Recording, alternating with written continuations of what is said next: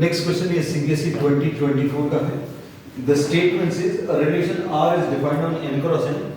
Relation natural numbers को natural numbers से relate कर रहा है.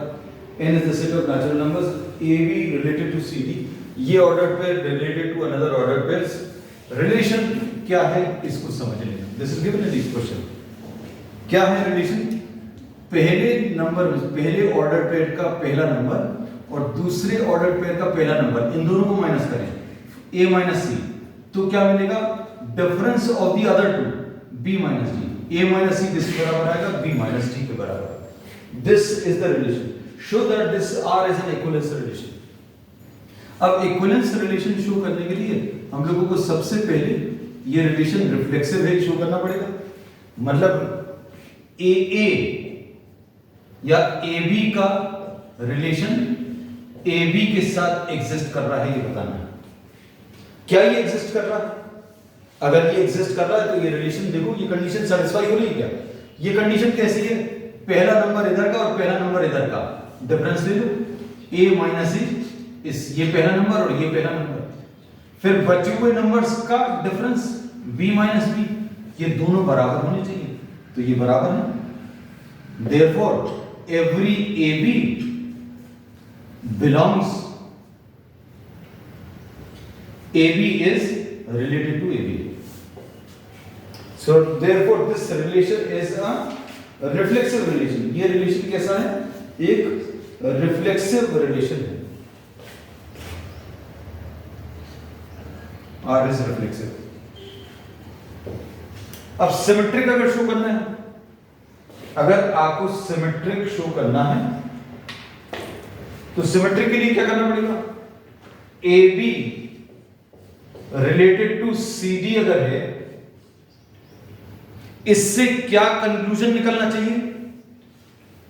AB रिलेटेड टू CD अगर है तो इससे क्या कंक्लूजन निकलना चाहिए? CD is also related to AB, ऐसा आना चाहिए. अब AB रिलेटेड टू CD, इसका मतलब क्या है? A minus C will be equal to पहला नंबर यहां का, पहला नंबर यहां का, equal is equal to b minus D. अब इसमें से क्या करें? माइनस साइन कॉमन ले लो. माइनस साइन कॉमन ले लेंगे तो क्या आ जाएगा? c minus a.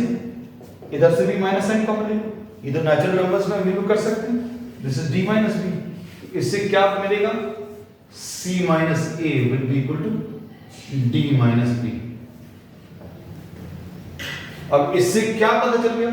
इससे अभी हम लोग ये कंक्लूजन निकाल सकते हैं. therefore CD is related to AB. कैसे?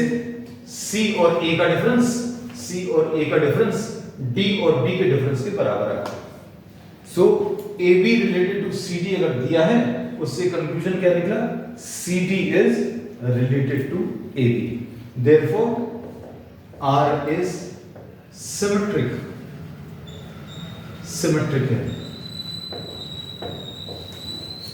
अब ट्रांजिटिव शो करना है, इसके लिए क्या करना पड़ेगा? AB एक ऑर्डर्ड पेयर,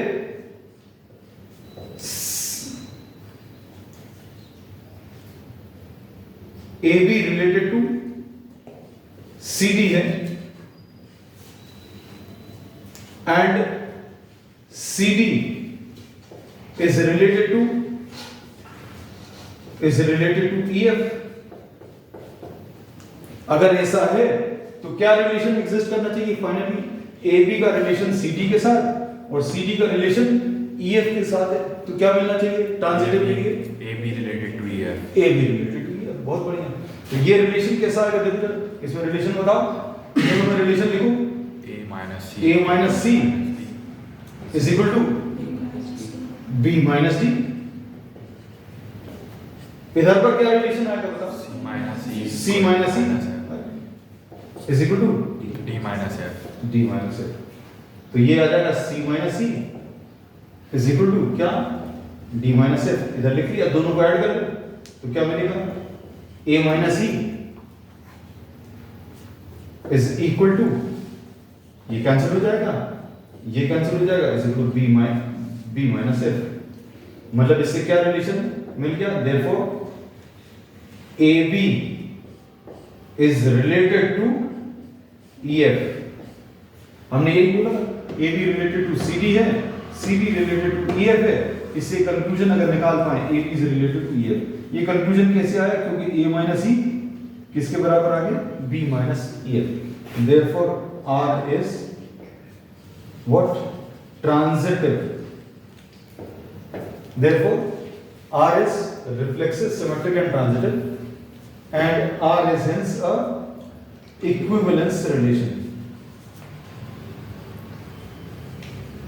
जो तीनों सेटिस्फाई करेगा उस रिलेशन को इक्विवेलेंस रिलेशन बोलेंगे। क्लियर?